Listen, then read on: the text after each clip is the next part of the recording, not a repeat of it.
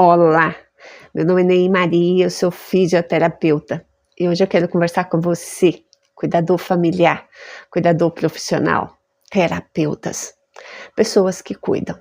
Quero conversar com você sobre broncopneumonia, pneumonia, aspiração, reflexo da tosse.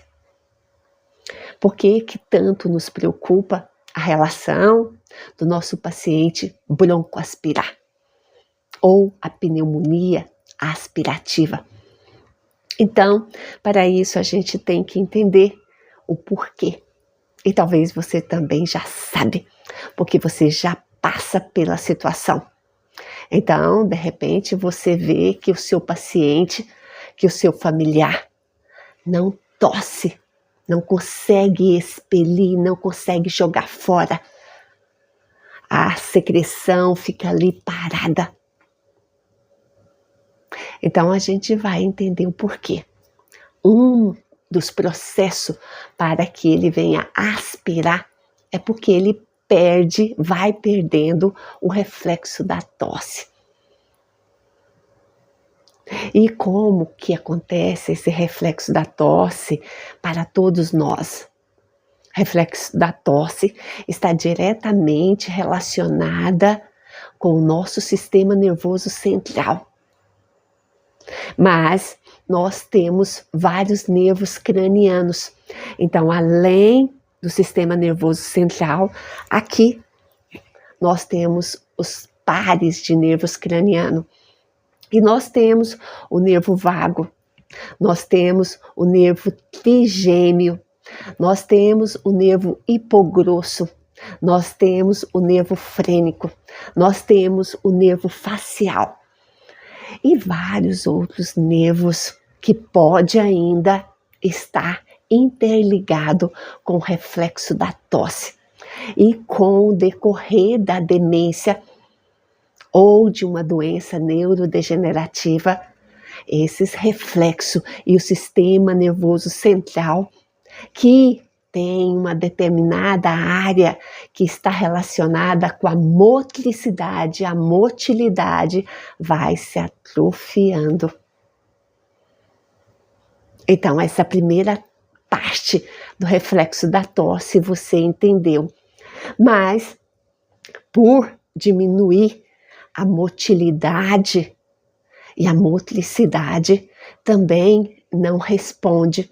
Então, se você coloca o alimento na boca e ele não consegue movimentar, ele não se lembra, ele não sabe mais como movimentar, acaba que isso também fica com o alimento parado e acaba que, dependendo do momento, ele pode aspirar restos de alimentos. A outra coisa, muitas vezes todos nós, com o decorrer da idade, vamos diminuindo o espaço, tanto o espaço entre as vértebras, quanto o espaço da laringe, da faringe, da orofaringe, da traqueia. Vai fechando, vai diminuindo esse espaço. Se você não tem muito espaço, acaba que o alimento também tem dificuldade de descer para o buraco correto.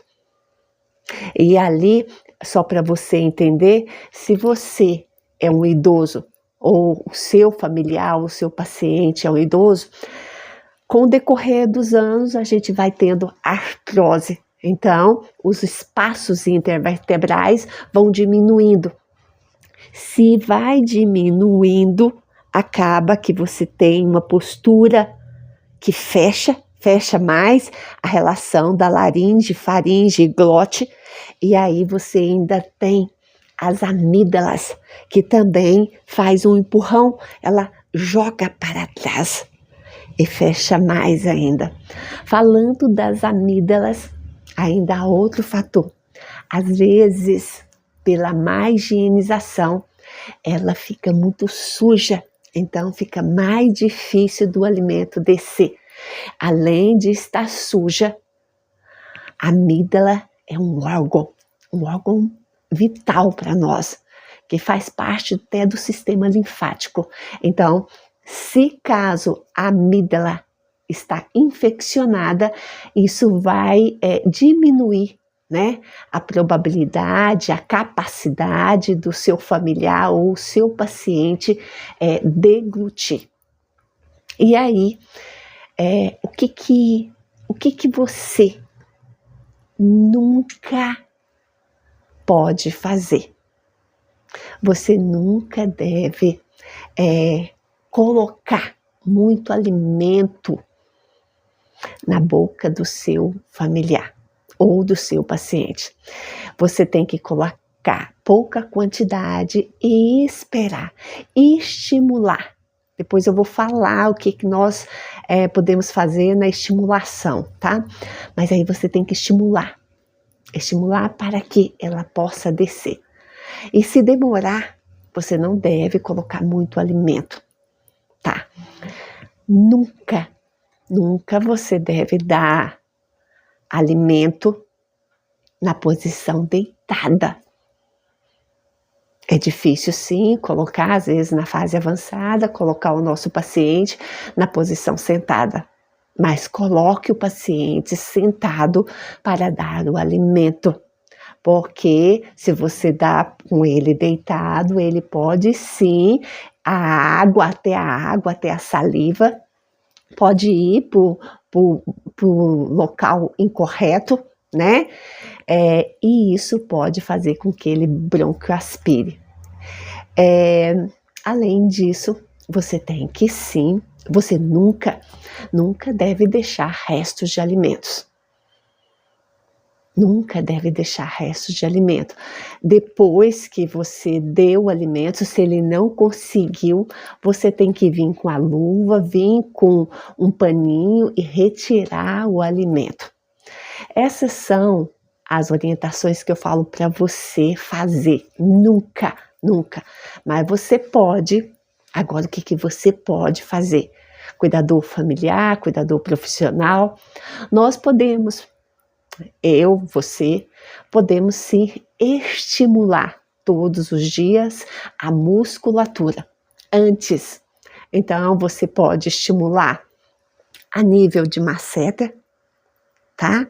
Você pode massagear. Essa massagem, seja lá como você for fazer, tá? Você deve fazer 15 minutos antes da alimentação. Não é fazer rapidinho e dar o alimento, não. Você vai determinar um tempo, 15 minutos antes e uns 15 minutos fazendo. Aí você vai estimular aqui, essa musculatura. Aqui não precisa, você precisa estimular essa musculatura, mas não precisa ser como assim, ela está fazendo desse jeito e eu também vou fazer desse jeito. Não, você vai alongar aqui, vai estimular aqui. E aqui, daqui, cuidado, fica só aqui. Cuidado para você não pegar na glândula da tireoide. Todos os médicos pedem para quê? Que a gente tenha cuidado, porque quando você massageia a glândula da tireoide, você pode liberar hormônios. Então é melhor que você sempre pega essa região, tá? E daqui você vem e pode fazer, pegar lá de cá. Você pode fazer também abaixo novamente, a tireoide está aqui em cima, tá? E você abaixo, você pode estimular a tosse. Então, quando você puxa um pouquinho para cá, você acaba estimulando a tosse do paciente. Você também pode, com uma colher gelada, estimular a língua do paciente. Então, você pega uma colherzinha gelada e coloca na língua do paciente, antes de dar o alimento. Isso pelo tempo que eu sugeri para você.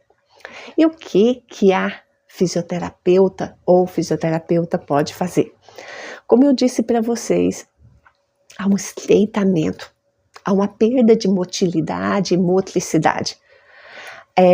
muitos dos nossos pacientes, chega uma fase que ele não abre a boca. Nós, o familiar, o paciente, ele fica com a mandíbula travada.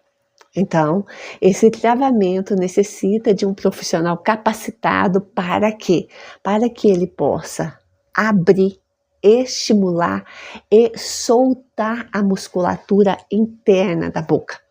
É responsabilidade do fisioterapeuta e entendimento, de muito entendimento dos fisioterapeutas, toda essa relação da mandíbula, né, do maxilar superior, do maxilar inferior, dos músculos internos. Então, nós podemos fazer isso.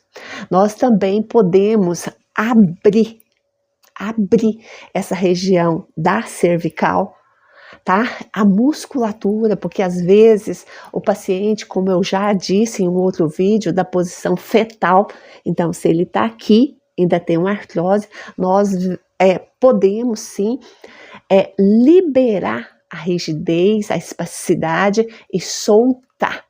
E aí, além disso, nós podemos sim trabalhar a musculatura do pulmão, dos alvéolos, dos brônquios, mas também a musculatura externa dos membros superiores e do tórax, junto, liberando o nervo frênico, liberando o diafragma, soltando. Então, nós temos sim essa capacidade e é muito importante para que o paciente não venha a broncoaspirar e ter uma pneumonia, tá? Cabe a nós essa parte de motilidade, de relaxamento, de abertura. Então, o fisioterapeuta tem essa capacitação para ajudar. E, novamente, eu falo que ninguém trabalha sozinho. Nós temos um profissional que é o fonoaudiólogo e cabe a ele, que é o quadrado dele, fazer a parte dele. Essa que eu falei para vocês é a minha parte como reabilitadora. Essas são as minhas orientações para você, familiar, cuidador profissional, terapeutas, para que todos nós possamos olhar para o nosso paciente de uma forma onde todos têm a mesma visão, o mesmo pensamento, para o bem dele. Muito obrigada. Eu estou com um canal no YouTube, Ney Maria Garcia, Humanizando Vidas. Inscreva-se no meu canal. Compartilhe o meu vídeo para outras pessoas. Compartilhe a sua vivência. Compartilhe a sua dor.